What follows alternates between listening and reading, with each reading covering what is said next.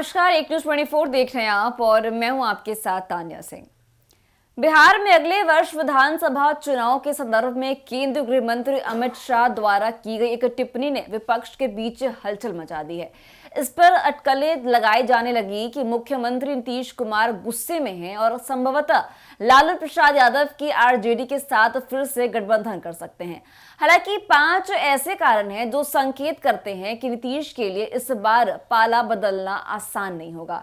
एक टीवी साक्षात्कार में जब केंद्रीय गृह मंत्री अमित शाह से बिहार विधानसभा चुनाव में एनडीए के मुख्यमंत्री के चेहरे के बारे में पूछा गया तो उन्होंने कहा कि हम मिलकर निर्णय लेंगे के बाद आपको सूचित करेंगे। इसके बाद से बिहार बीजेपी के प्रदेश अध्यक्ष दिलीप जायसवाल और उप मुख्यमंत्री सम्राट चौधरी ने भी इस मुद्दे पर बोला, लेकिन बाद में इस पर स्पष्टीकरण भी दे दिया। इसके बाद सूबे में कयासों का बाजार गर्म है। लालू यादव अपने बेटे और नेता प्रतिपक्ष तेजस्वी यादव को अगला मुख्यमंत्री बनाने के लिए एड़ी चोटी का जोर लगाए हुए हैं। तो वहीं नीतीश कुमार बिहार की राजनीति के एक मंजे हुए खिलाड़ी हैं। उन्हें यह भली भांति ज्ञात है कि विधानसभा चुनाव के लिए एनडीए में उनके नेतृत्व का कोई विकल्प नहीं है। बीजेपी को यह भी पता है कि उन्होंने महिला मतदाताओं को एक महत्वपूर्ण वोट बैंक में बदल दिया है और इस प्रकार यह आश्वस्त है कि विधानसभा चुनाव तक एनडीए की कमान उनके हाथ में ही रहेगी। तो वहीं बिहार के मुख्यमंत्री नीतीश ने 73 बसंत देख लिया है। यदि उम्र का प्रभाव नहीं होता तो वह पहले से ही तेजस्वी यादव के नेतृत्व को स्वीकार करने की बात नहीं करते। ऐसे में वह लालू के साथ फिर से जाने का विचार क्यों करेंगे? यदि नीतीश ने कभी तेजस्वी को नेता बनाने की बात कही तो वह यह संकेत करता है कि उनके मन में सक्रिय राजनीति से रिटायरमेंट का विचार कहीं न कहीं पनप रहा है। यदि बिहार में भी महाराष्ट्र जैसा दृश्य दोहराने की अटकलें लग रही हैं तो क्या नीतीश इतने अनुभवहीन हैं कि बीजेपी के बहुमत के करीब पहुंचने पर भी वह मुख्यमंत्री बने रहने के लिए अड़े रहेंगे? इस स्थिति में भी उन्हें केंद्र के साथ संबंध बनाए रखने की आवश्यकता है। बिहार एनडीए में बीजेपी के अलावा हिंदुस्तान अवाम मोर्चा, सेक्युलर और एलजेपी रामविलास पासवान ने नीतीश कुमार के नेतृत्व में विश्वास व्यक्त किया है।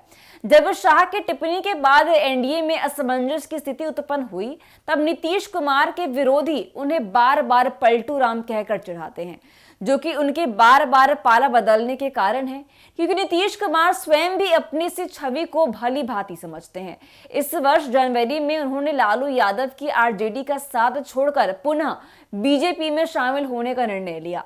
पिछले सितंबर में उन्हें भाजपा के राष्ट्रीय अध्यक्ष जेपी नड्डा की उपस्थिति में दिल्ली में एक कार्यक्रम में कहा था कि हमारे संबंध 1990 के दशक से है। बिहार में जितने भी सकारात्मक कार्य हुए हैं वे हमारे द्वारा किए गए हैं।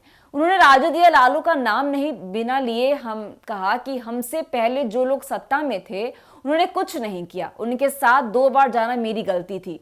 2022 के अगस्त में जब नीतीश कुमार ने आरजेडी के साथ महागठबंधन में शामिल होने का निर्णय लिया तब लालू प्रसाद यादव की पार्टी ने 75 विधायकों के समर्थन से उन्हें मुख्यमंत्री पद पर बनाए रखा, क्योंकि उनके पास कोई अन्य विकल्प नहीं था।